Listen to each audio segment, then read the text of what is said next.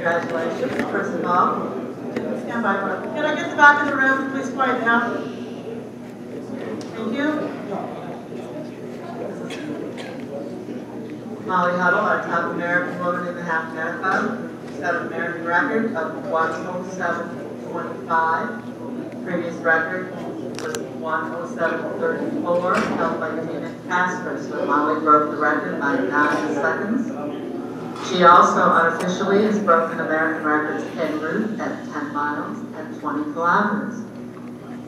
This isn't your first American record, but is this the first time, is it safe to say, this is the first time you broke 3 in one day? Definitely, yeah, that's kind of cool to think about. I know when Dina ran her record, she also hit a lot en route. It was a really fast day.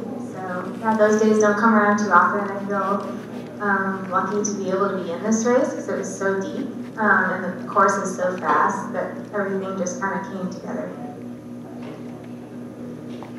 You're training to run the Boston Marathon. Well, how does this set you up for that as far as the confidence level goes? Definitely good confidence. I'd say our build-up starts after this. We'll take a few days to recover, and then we were trying to keep a few faster workouts in beforehand to get ready for this race. So it'll be the marathon grind from now on. So it's good to go into it knowing you're fit at the start. And just one more question for me is that you look a little cold. Yeah, it was a little chillier than I thought it would be in Texas, but it was good racing weather, so yeah. All right, we'll open up the questions to the floor.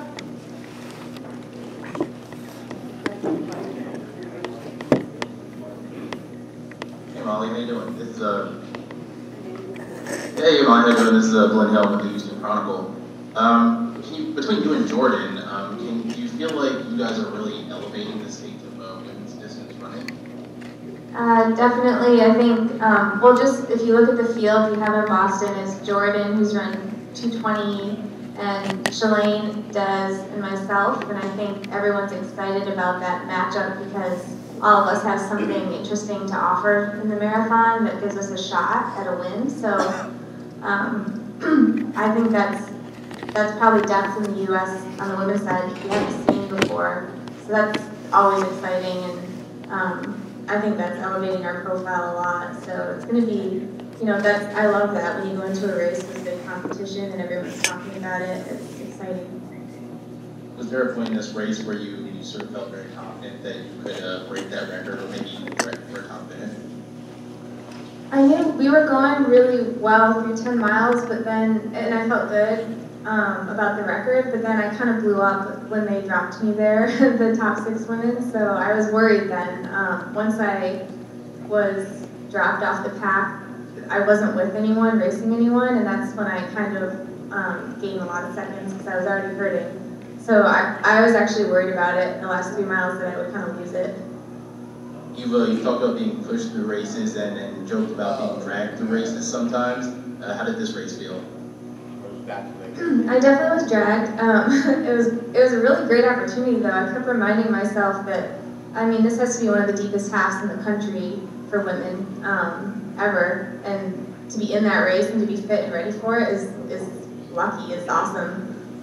So even when I was hurting, I was like, just hang on to these women, like that they're all here today right now is like set up perfectly well to run fast for all of us. So you have to take advantage of that and not be scared and really just try and hang on another mile, So yeah, it was a great day for the women.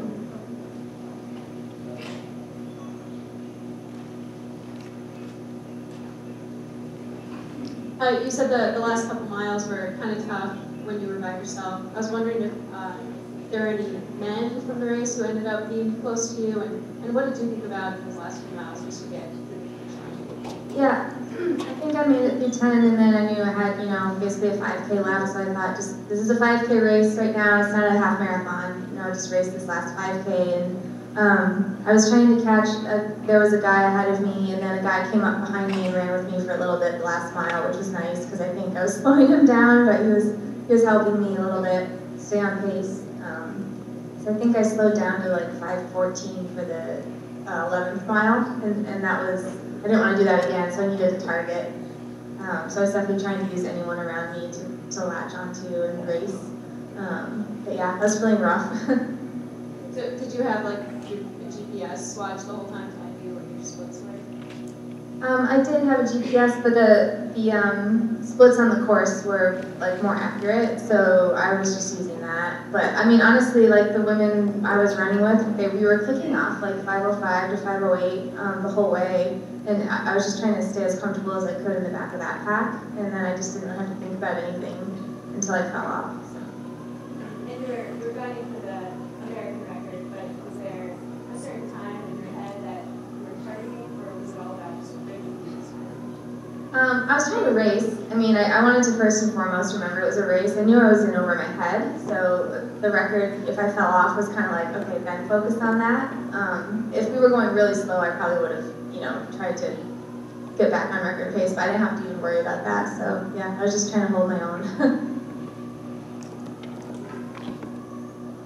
Emily, Sean Harden for Track and Field News. American records don't happen by accident. Can you put it in the context of really your transition to the roads and to the full marathon, half marathon, and your training? Yeah, we definitely did a bit more strength work before this than my last few half marathons. It's a similar build-up though. I just did kind of this, we called it a soft marathon build-up before this, and then really going into the Boston build-up after. So I was hoping the strength would help me out a little bit. I don't know if I felt as good, but I've never done a half where we go out so hard from the gun. Like I've run New York half many times, but it's usually a little slow in the beginning when we warm up into it. So that's a whole nother, it was a whole nother level of racing for me today to really test my limits. And I knew the bottom would kind of fall out eventually, despite all the strength work I was doing, just because it was fast for me. But yeah, it was fun to like see where the line was for me. Molly, over here on you. Joshua Cook with Associated Press. This record stood since 2006. What does it mean for you to personally break that record? Yeah, it means a lot. I think that it's Dina's record is what makes it really just to be in the company of Dina Castor, who's had such a great marathon career. That gives me a lot of confidence, and that's a really special thing. I do think, the women's marathoners and half marathoners in the U.S. are so good right now. Like, I still don't feel like that record's out of reach. So I moved it down a little bit, but it's still, I think there's a couple women that could still gun for it. But yeah, Dina has really set the bar high for us. So that was pretty cool to be able to do that. Yeah, Molly, the effects of the cold on your body physiologically, and maybe not as severe as it would be for the full marathon, but talk about what it was like running in that temperature and what you're feeling in your legs. Jake mentioned that the hamstrings never get completely loose. Yeah, you did kind of notice that. I wasn't too cold in the beginning, and then we got into kind of the shadier part of the city towards the end, and I did feel like my legs were a little chilly. So I think for a half marathon pace, you were just okay for it. If it was maybe a shorter event, you would have really felt it. It was good. It's better than being too hot, but yeah, it was on the cold side for sure. Hey, Miles. Congratulations again. Do you take particular pride in the fact that you're also the all-women's half marathon record holder? You were that before you came in today, and now have the absolute record that shows that you have the ability to race over these completely different kind of conditions. Yeah, I mean, it is different when you have a mixed race versus an all-women's race. It kind of the dynamic changes. So that is cool to have both records. It's different since they split it up the last few years, but it's just, yeah, I feel like every time I put the record out there and go for it and either fall short or win, it's just a day I test myself. So it's good to come away with something in the end, even if you don't come away with the win. And I feel like the records do that for me, both women's only and overall records. So it's pretty cool stat to think about. Hey Molly, congrats on a nice race. Quick question. Looking forward to Boston. It's going to be one of the all-time great American fields. In your mind, who should be the favorite?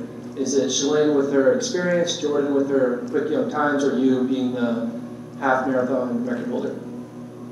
I really think like with all of us, we bring something different to the marathon, like a different strength. So like Jordan is rising, has run so fast her last 2 races.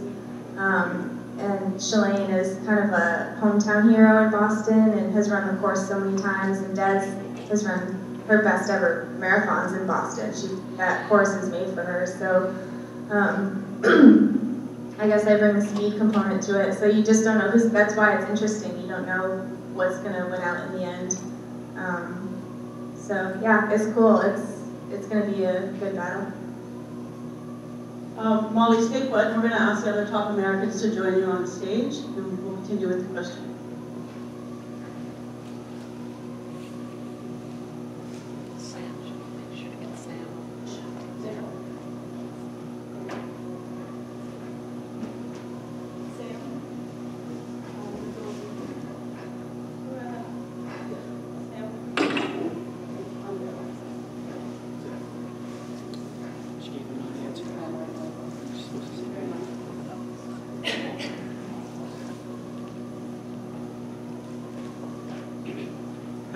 Molly has been joined by our other top Americans for the day, with her as the top American in the Aramco Houston Half Marathon is Sam Jalanga. Welcome. Sam finished 6th in 1 minute and 37 seconds, which is a nice personal best for you. Congratulations. Top American in the Chevron Houston Marathon for the women was Sarah Crouch. Congratulations. Sarah was 7th in 2:35:22, which I believe would be an Olympic trials qualifier. So congratulations on that. And the top American man in the Chevron Houston Marathon is a local favorite, as it turns out, Wilkerson Gibbon, who trains in Woodlands with Danny Green, who was the first marathon winner. So that's a great touch.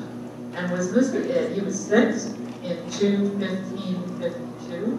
And am I correct that that was a 12-minute personal best? It was, yes. Well, that would be obviously my first question. What has changed in your training to be able to accomplish that? Yeah, so my first